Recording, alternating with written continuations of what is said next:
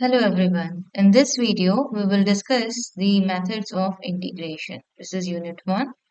Okay. So the very first topic that we are going to discuss today is term by term integration. Okay.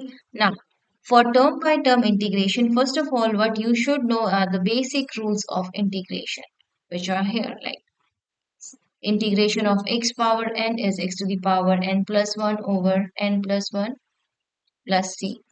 This is true for all values of n except n is equal to minus 1. Okay. So when it become 1 over x, when n is equal to minus 1, this become x to the power minus 1. So which is this rule.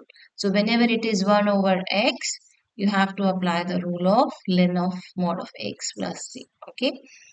For rest of the values, you can make use of this rule. Similarly, integration of dx is x plus the constant of integration. So, if suppose instead of x, you have the variable of integration say as t. So, for dt, you will be writing t plus c.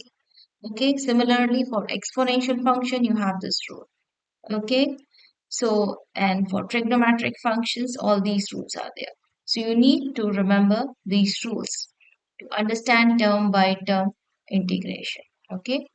Now let's solve some example. Like first example, you have integration of x power 3 minus 3 over root x plus sine x dx. So you are integrating here with respect to x. This is your variable of integration. Okay, that is x. So when you have to integrate, what you are having, you can see three different terms. Why I'm saying three different terms? Because you see two operators in between, okay, which is plus and minus. So it means these are three different terms. So term by term integration means what you are going to do, integrate this term separate, the second term separately, and the third term separately.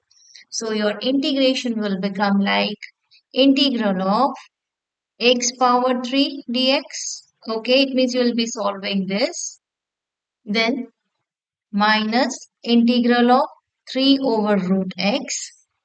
Okay, 3 over root x dx and the integration of sine x. Okay, now for x power 3, from here you will be using this rule for n equal to 3. So what you will get when you apply this integration here, you will get x to the power 4, 3 plus 1, that is 4 over 4. You will not write constant of integration here. We will write at the end after we finish integrating all these terms. Now, secondly, you have this term 3 over root x. Look at the rules. Do you have any rule for this? No. You have x only in denominator. But here, in our question, it's not x, it's square root of x. And we know that square root of x is what? X to the power half. Okay, now since this is in denominator, we need to bring this term in the numerator. So we have 3 being constant, it will take it outside the integration sign, and root x, which is x power half, we move up. So it will become x to the power minus half dx. Okay, and then plus for the third term, integration of sine x. Look at the rule for sine x. It says minus of cosine of x. So it's minus cosine x. Now still you have to integrate this term, x to the power minus half. Again you can use the first rule because here the value of n is minus half, which is not minus 1. So yes, you can use this rule. So this gives you x to the power 4 over 4 minus 3, x to the power minus half plus 1. This is what we do in the minus half plus 1. Okay, and plus minus gives you this sign, plus and minus gives you the minus cosine x. Now there is no more integration sign, so what we will do, we can add the constant of integration, which is plus c.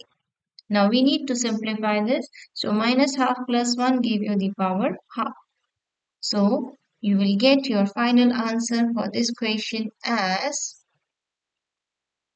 x to the power 4 over 4, and this gives you half, this become half, and this is half, and this half goes in the numerator.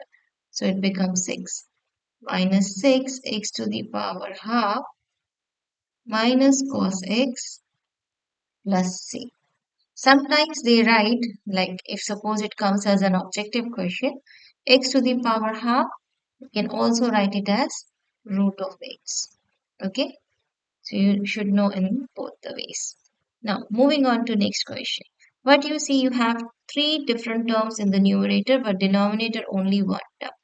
Okay, and you do not find any rule matching to these here in these rules.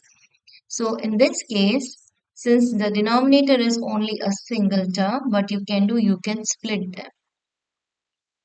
Split them into three parts. So what you can do, you can write it as integral of 5x over x power 3 dx minus integral of 2x power 2 over x power 3 plus integral of 10 over x power 3 dx. Okay, you have dx here. Now, before integrating, you need to simplify. You have here x over x power 3. X means x power 1. So using the law of exponent, what you will have? X to the power 1 minus 3. Okay, so when you simplify this, what you will be left with? You will get integral of 5 x to the power minus 2 dx. Again, what we did, we have used this rule, x power a, x power b, the law of exponent. It is a minus b. So making use of this rule, you get this term. Applying the same rule here, what you get? Integral of 2x to the power minus 1 dx.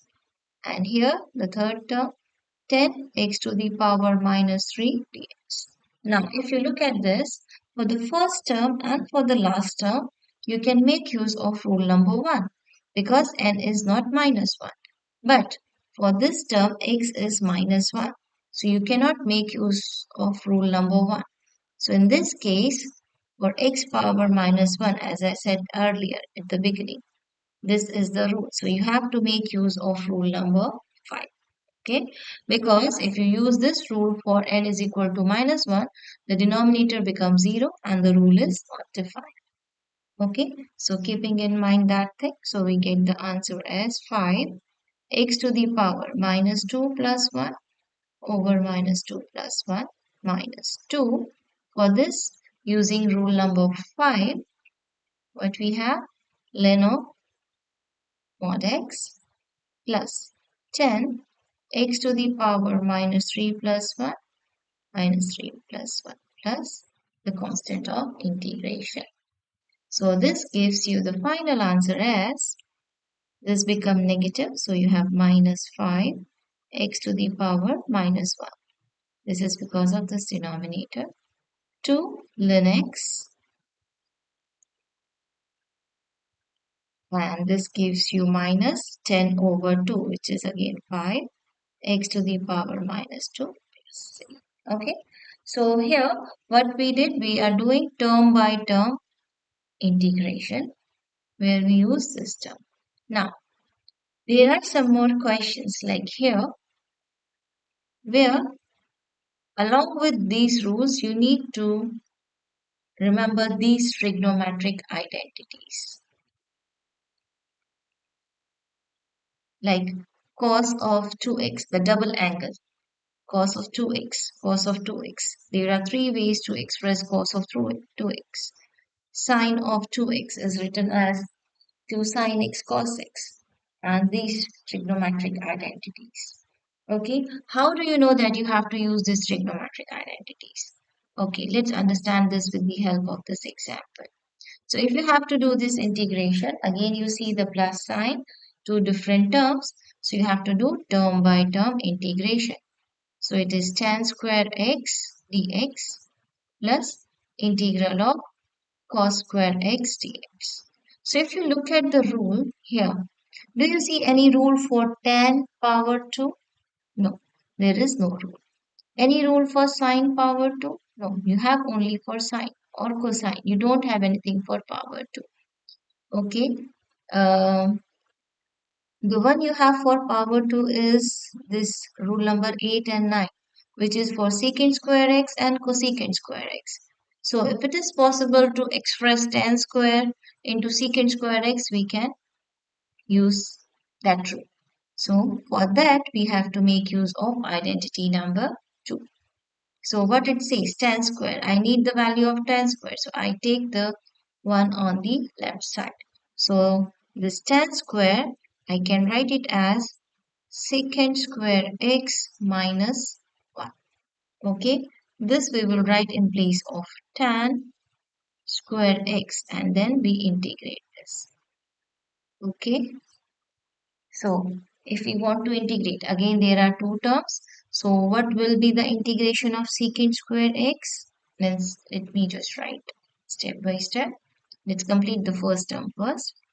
So we can write it as secant square x dx minus integral of 1 dx. So secant square x from here, it is tan x. Okay, this is tan of x minus 1 dx or simply dx. It gives you x minus x. Again, we don't write here constant of integration because still we have to work for the second term. Now, moving back to second term, you have cosine square x. There is no rule for cosine square. We have only for cos. Okay, so what we have to do is check cosine square. Yes, we have this cosine square. We have cosine square here. If we use rule number 4, we will be writing in terms of sine square. Again, we don't have rule for sine square. So let's make use of rule number 6. So what this gives you the value of cosine 2x. You move this one on the other side and divide it by 2. So this gives you cosine 2x plus 1 over 2. So this will be your second integral. Okay. Again, dividing into two parts, separating the terms, you have 1 over 2.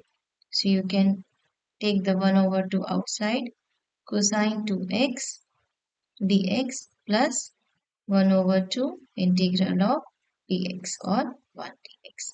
Now for cosine 2x without power 2, you can make use of this rule. I hope you remember from the integration that when you have, say, this rule, integral of cosine of ax plus b dx, you can write it as sine of ax plus b divided by what? Should be the coefficient of x, that is a. This is applicable to all these rules, okay? So that actually we are getting by using the method of substitution. But if you remember the direct one, it will be better for you. So what you will get here, this is for the first term. For this, you will get plus 1 by 2. For cosine of 2x, you get sine 2x over, what is the coefficient of x? 2. And plus 1 by 2, integration of 1 is x plus c. Now, it's always important to simplify your term. So you see here minus x and here x over 2. You can merge them together. That gives you the final answer. That is tan x minus 1 plus half gives you plus half x plus multiply this 2 with 2, 1 by 4 sine 2x plus c. So this gives you the solution. Okay, so this is how you can use different rules to solve the question. Let's quickly see which rules will be used for this question. Like you have integral of t plus sine square of t. T you can do direct integration. It gives you 2 square over 2. For sine square t, you don't have the direct rule. You look for sine square. You see it here. So use this rule number 1 to get the value of sine square. So what you will be doing, you will be interchanging this position and then dividing by 2. So this will give you, yes, first converting it. So 1 minus cos of 2x over 2. This is the value of sine square. So then you will be integrating this. Sorry, not x. Here the variable is t. Keep in mind dt. Okay. So when you integrate this, it will be like again similar to the previous question, half t minus integral of half cosine 2t dt, which gives you t over 2 minus cos is sine 2t divided by the coefficient. So it becomes 4. Okay, so the final answer will be t square over 2 plus t over 2 minus sine of 2t over 4 plus c. Okay, so in this way you have to solve these questions of integration.